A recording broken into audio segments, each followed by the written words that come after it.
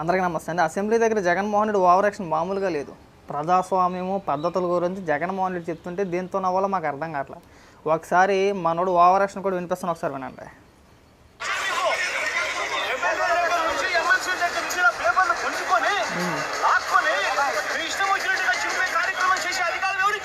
బా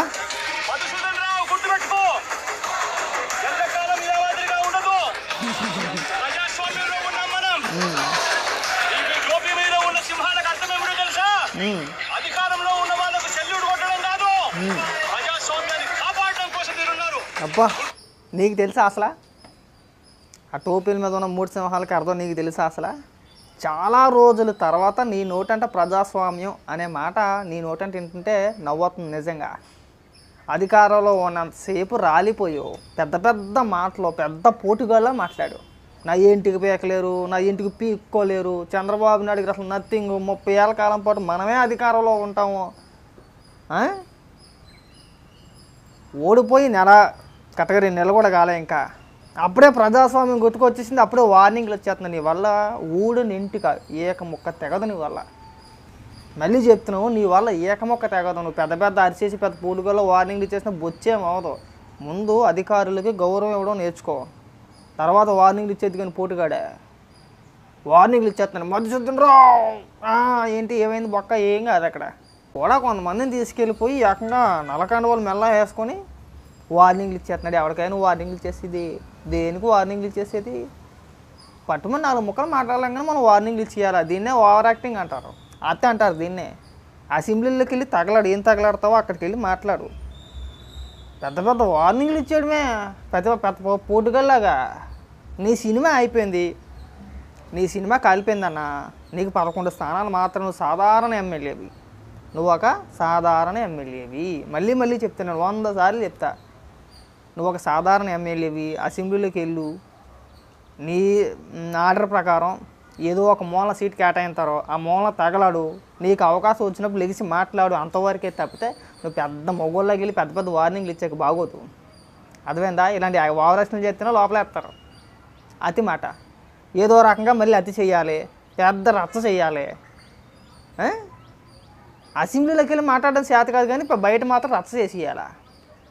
మొదటి రోజు గవర్నర్ గారి ప్రసంగం ఉంటుంది, వెళ్ళి వింటే నీకు అర్థం అవుద్ది. ఇక్కడ కూర్చొని మన నోటికి వచ్చింది కాదా అని చెప్పేసి అధికారులను వార్నింగ్లు ఇచ్చేయడం కాదు. అక్కడికి వెళ్ళాడు, మళ్ళీ లోపలికి వెళ్ళి మాట్లాడి మళ్ళీ భయం మాట. లోపలికి వెళ్ళి మాట్లాడాలంటే పోసేసుకుంటాడు. అంత పిరుకోడు, పిరికి సన్నాసి బట్. నేను మళ్ళీ చెప్తా, జగన్మోహన్ రెడ్డి అనేవాడు ఒక శుద్ధ పిరుకోడు. ఎంత పిరుకోడు అంటే అంత పిరుకోడు. కనీసం మీడియా అడిగిన ప్రశ్నలకు సమాధానం చెప్పలేవు. నువ్వు అసెంబ్లీలోకి వెళ్తామని చెప్పి మేము అనుకోండి, మా పెంచుతాను నిజంగా. నీ ఓవర్ యాక్షన్ అంతా గేటు ముందే, ఆ గేటు ముందే డబ్బు ఆడిచ్చారు బయటకు వచ్చేయాలి, గేటు ముందు డబ్బు ఆడిచ్చారు బయటకు వచ్చేయాలా, అంతేనా? ఇలాంటి అరుపులు ఎన్ని చూడలేదు మేము. నీ వాళ్ళు ఊడేది ఉండదు, తెగేది ఉండదు, అలా వాగడం తప్పితే నీ వల్ల ఉపయోగం లేదు జగన్మోహన్ రెడ్డి. పైగా కూడా ఎవరిని తీసుకెళ్ళాలంటే దళితుడికి శిరోమణనం చేసిన కేసులో తోట తిరుమతులు ఉన్నాడు కదా, ఆయనకు ఆల్రెడీ శిక్ష పడింది. తర్వాత ఏదో కోర్టులో బెయిల్ ఏదో తెచ్చుకున్నాడు, అది పక్కన పెట్టేసాడు. అది వాళ్ళని కూడా తీసుకెళ్ళాడు అనమాట. వీళ్ళు వెనకాల మళ్ళీ వాళ్ళు ఉండాలి. మళ్ళీ పక్కన చూసి రెచ్చిపోవడం కాదు. మనం అక్కడ ఆడగలమా? అసెంబ్లీలోకి వెళ్ళి ఆడగలమా? అక్కడ ఆడలేడు, ఇక్కడ వార్నింగ్లు ఇచ్చేస్తున్నాడు. నేను మళ్ళీ చెప్తున్నా, నువ్వు ఏదైనా ఆడాలనుకుంటే అసెంబ్లీకి వెళ్ళి చక్కగా అసెంబ్లీలో కూర్చో. అసెంబ్లీలో కూర్చొని నీకు టైం వచ్చినప్పుడు, నీకు అవకాశం వచ్చినప్పుడు లెగిసి మాట్లాడు. నువ్వేం సమాధానం చెప్పాలనుకుంటున్నావు చెప్పు, ప్రజలకు నువ్వేం తెలియజేయాలనుకుంటున్నావు చెప్పు. గత 5 ఏళ్ళు ముఖ్యమంత్రిగా ఏడ్చావు కదా, ముఖ్యమంత్రిగా పరిపాలించావు కదా రాష్ట్రాన్ని. నువ్వేం పీకి పొడిచావు అనేది అక్కడ చెప్తారు, ఎంత అవినీతి చేసావు అనేది అక్కడ చెప్తారు. అవి తప్పించుకోవడానికి డ్రామాలన్నీ కూడా. నేను ఇంకో విషయం చెప్తాను క్లారిటీగా. జగన్మోహన్ రెడ్డి నాకు తెలిసి ఇవాళ రేపు వెళ్తాడేమో. జగన్మోహన్ రెడ్డి ఇవాళ రేపు అసెంబ్లీలో అడుగు పెడతాడు.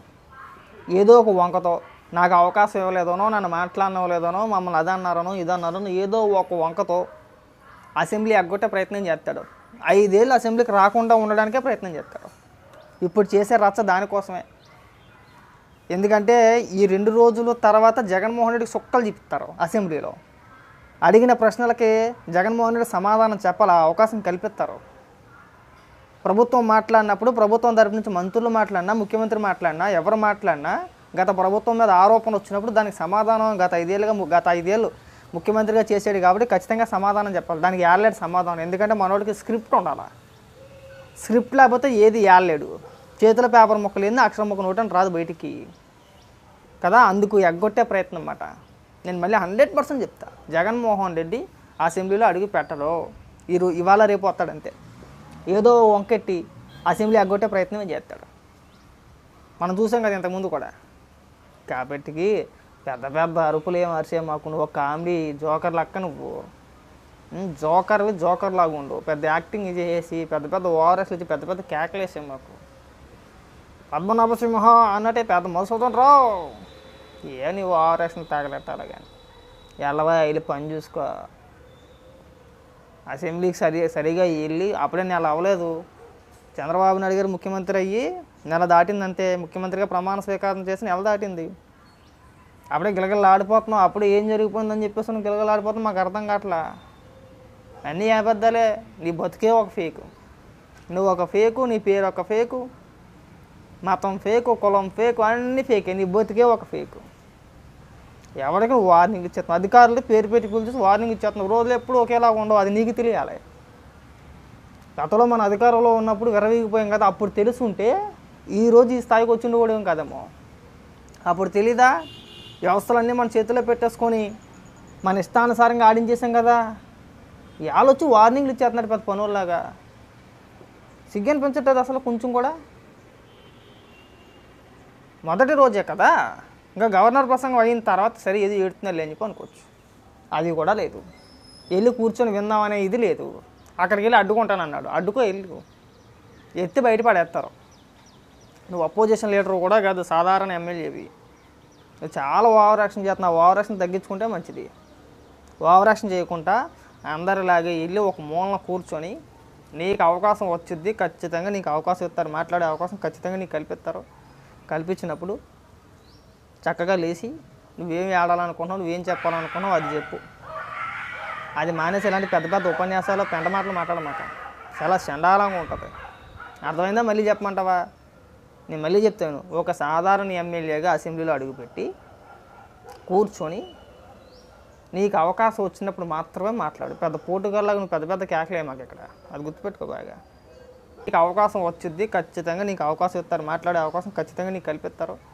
కల్పించినప్పుడు చక్కగా లేచి నువ్వేమి ఆడాలనుకున్నావు, నువ్వేం చెప్పాలనుకున్నావు అది చెప్పు.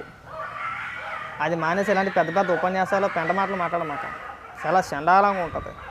అర్థమైందా? మళ్ళీ చెప్పమంటావా?